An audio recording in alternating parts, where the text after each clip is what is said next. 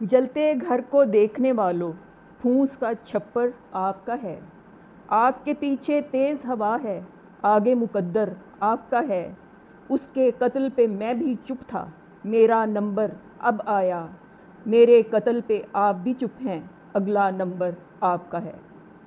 یہ ڈاکٹر نواز دیوبندی کا ایک قطعہ ہے، اور یہ اسی سے متعلق ہے جو آج میرا موضوع گفتگو ہے۔ جیسا کہ آپ لوگ جانتے ہیں کہ جون کا مہینہ شروع ہو چکا ہے، اور تقریباً 8 سال پہلے جون میں ہی ماڈل ٹاؤن قتل عام ہوا تھا۔ آج میں آپ لوگوں سے بالکل ہی مختلف انداز میں مخاطب ہوں۔ ہم روزانہ سوشل میڈیا پہ بھی اور عام زندگی میں بھی اداروں کے خلاف اپنا اظہار رائے کرتے رہتے ہیں۔ عوام مر گئی، عوام ڈوب گئی، عوام برباد ہو گئی، عدلیہ نے کوئی سو موٹو ایکشن نہیں لیا، اور جو کیسز ہیں ان کو کوئی آگے پروسیڈنگ نہیں کی جا رہی ہے، روک کے رکھا ہوا ہے، FIR درج ہے مگر مقدمات چل نہیں رہے ہیں۔ آج میں آپ سے مخاطب ہوں، اور خاص طور پہ زندہ دلانے لاہور سے مخاطب ہوں۔ آج آپ لوگ ڈیزل اور پیٹرول مہنگا ہونے پر پیٹرول پمپوں پہ احتجاج کر رہے ہیں، یا جو لانگ مارچ کے اوپر تشدد کیا گیا اس پہ آپ احتجاج کر رہے ہیں۔ میں آپ زندہ دلانے لاہور سے ایک سوال کرنا چاہتی ہوں۔ جب یہ ماڈل ٹاؤن قتل عام ہو رہا تھا تو تقریباً 1.5-2 کروڑ آبادی کا جو یہ شہر ہے وہ ٹی وی پر لائیو دیکھ رہا تھا کہ ماڈل ٹاؤن کا قتل عام ہو رہا ہے، لیکن زندہ دلانے لاہور اتنے مردہ ضمیر تھے، ان میں سے کوئی ان کی مدد کے لیے نکلا نہیں۔ میں نہیں اس بحث میں پڑھنا چاہتی کہ ان کا مسلک کیا تھا، یا ان کا عقیدہ کیا تھا، یا ان کا کیس کیا تھا، یا کیوں ان کے اوپر یہ قتل عام کیا اور کس نے کیا۔ میں یہ بات موضوع بحث نہیں لا رہی، آپ سب جانتے ہیں کہ کس نے کیا، کیوں کیا۔ مگر یہ سوال میرا آپ لوگوں سے ہے، آپ لوگ کہاں تھے اس وقت؟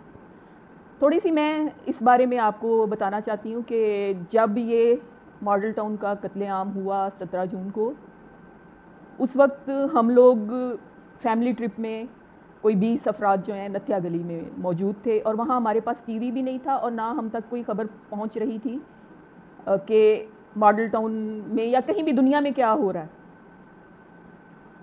اور وہاں تقریباً ہم 8-10 دن کے لیے گئے تھے، اور جب ہم واپس آئے تو تب مجھے پتہ چلا کہ وہ قتل عام جو ہے اور وہ سارا تشدد جو ہے سارا دن ٹی وی پر لائیو دکھایا جاتا رہا۔ میں آپ عوام سے سوال کرتی ہوں، کیا آپ نے اپنے ہی شہر میں ہونے والے ظلم کے اوپر اس وقت کسی ظالم کے ہاتھ کو آپ نے روکنے کی کوشش کی؟ اور جب یہ ہو چکا اس کے بعد بھی زندہ دلانے لاہور جو ہیں وہ ایک باری شیر کے نعرے لگاتے رہے اور اگلے 2 الیکشنوں میں بھی جتاتے رہے؟ آپ لوگوں میں سچ مچ ذرا بھی حیا نہیں؟ آپ لوگوں کو فرق ہی کیا پڑتا ہے؟ اگر مادر وطن کا بھی سودا آج وہ امپورٹڈ حکومت کر رہی ہے تو آپ کو کیا فرق پڑتا ہے؟ کیونکہ آپ لوگوں کے ضمیر مر چکے ہوئے ہیں۔ آپ کے سامنے آپ کی ماں بہن بیٹی کو کوئی اٹھا کر لے جاتا ہے، چائلڈ ابیوز ہوتی ہے، گینگ ریپ ہوتے ہیں، آپ لوگوں کو کوئی فرق نہیں پڑتا کیونکہ اتنے بے غیرت ہو چکے ہوئے ہیں۔ کسی بات سے کوئی فرق نہیں پڑتا آپ لوگوں کو۔ آپ لوگوں کو تو عمران خان جو ہے رجیم چینج کا سبق پڑھا کے تھک گیا۔ آپ لوگوں کو عقل نہیں آئی کہ آپ کے ملک کی سالمیت اور سورینٹی جو ہے وہ داؤ پہ لگ چکی ہے، اس کا سودا کیا جا چکا ہے، اور آپ لوگوں کو حیا آئی نہیں۔ لیکن جب ڈیزل اور پیٹرول کی قیمتیں بڑھی ہیں، گھی کی قیمتیں بڑھی ہیں، آپ لوگ یکا یک جاگ اٹھے ہیں، آپ پیٹرول پمپوں پہ بد دعائیں دے رہی ہیں۔ آپ کو شرم نہیں آتی؟ سیدھی آپ کے پیٹ پہ جب لات پڑی ہے تب آپ کو پتا چلا کہ ظلم ہو رہا ہے۔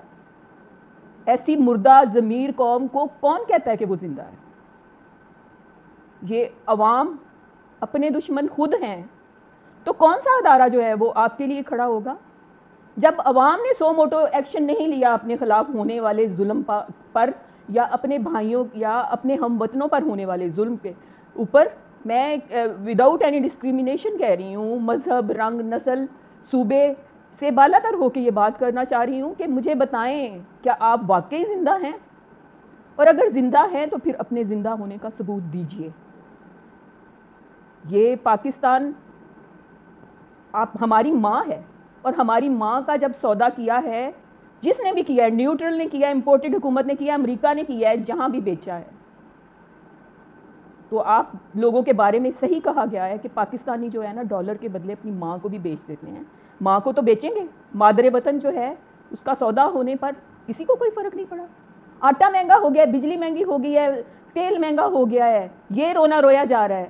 ماتم کرنا ہے تو اپنی بے ضمیری پر ماتم کریں۔ یہ پاکستان آپ لوگوں کو مفت میں مل گیا نا، تو جس کی آپ کو کوئی قدر ہی نہیں ہے۔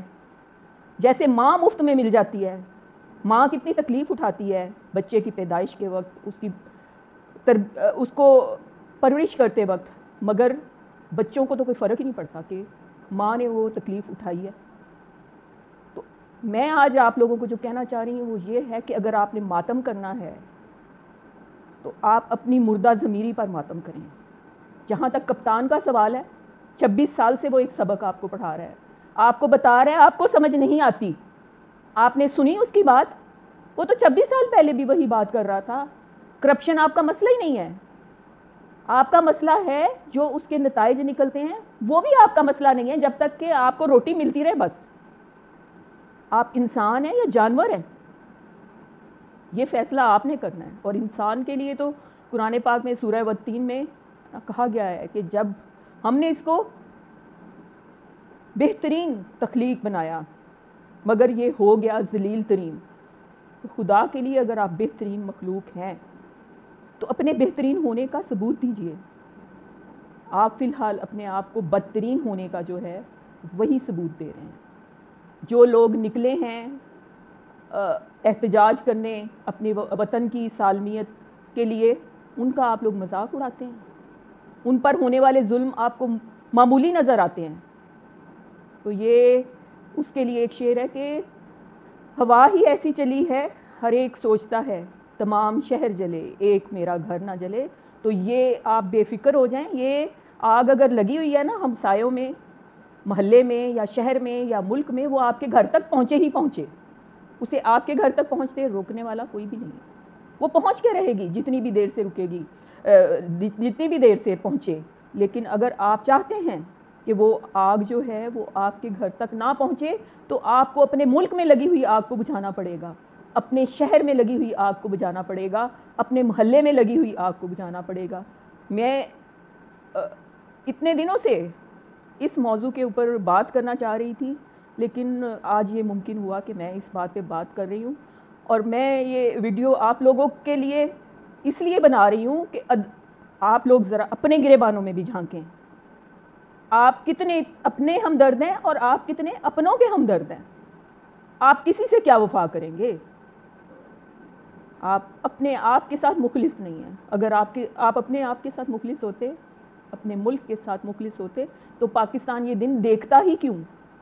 بریانی کی پلیٹ پر ووٹ بیچنے والے اگر آج 60 روپے ڈیزل ہونے پر، بڑھنے پر رو رہے ہیں، یا آج کہتے ہیں کہ ہم آئندہ نہیں ووٹ دیں گے، ہم آئندہ کسی کو ووٹ نہیں دیں گے، میں نے پٹواریوں کو یہ کہتے ہوئے سنا، تو آپ لوگ اتنے بے حیا ہیں، اتنے بے غیرت ہو چکے ہوئے ہیں کہ آپ لوگوں کی بے غیرتی کا کوئی علاج نہیں ہے۔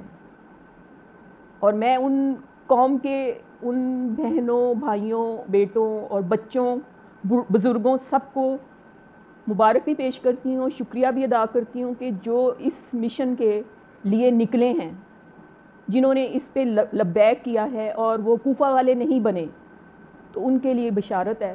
ایک آزاد ملک انشاءاللہ ہمارا مقدر ہے، اور پاکستان قائم ہونے کے لیے اور قائم رہنے کے لیے بنا ہے۔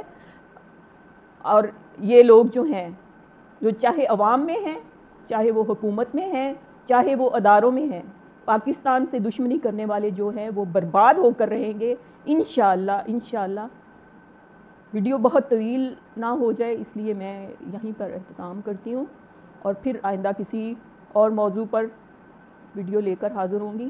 یہ میرے اپنے جذبات ہیں، میں آپ تک پہنچا رہی ہوں. آپ بھی سوچئے، یہ جذبات نہیں ہے، یہ حقیقت ہے کہ یہ اپنے گریبانوں میں جھانکنے کا وقت ہے اور یہ توبہ کرنے کا وقت ہے. کب توبہ کریں گے؟ کب اپنی غلطیوں کی اصلاح کریں گے؟ یہ کرنا پڑے گا. جیسے کہ کپتان نے کہا ہے کہ اگر آج ہم نہیں کریں گے یہ جدوجہد تو یہ جنگ ہماری اگلی نسلوں کو لڑنی پڑے گی. خدا را اپنے آپ کو انسان سمجھیں اور انسان کے درجے پر اپنے آپ کو فائز دیکھیں. سورہ عصر میں ہے، تو سورہ عصر میں ہے بسم اللہ الرحمن الرحیم. بے شک قسم ہے زمانے کی کہ انسان خسارے میں ہے، سوائے ان لوگوں کے جو ایمان لائے، نیک اعمال کرتے رہے، حق پر قائم ہو گئے اور حق کی وصیت کرتے رہے. تو سوچ لیں، آپ نے دنیا کی جتنی بھی اچیومنٹ کر لی ہو، جتنا بھی آپ نے دنیا جمع کر لی ہو، آخر اس کا انجام خسارہ ہے. آپ اگر آج اٹھیں گے نہیں اور آپ اپنا حق اور اپنا حصہ ادا نہیں کریں گے تو یہ حصہ تو آپ سے وصول کر لیا جائے گا، چاہے اس جہان میں چاہے اگلے جہان میں. پھر آئندہ میں کسی اور موضوع پر ویڈیو لے کر حاضر ہوں گی.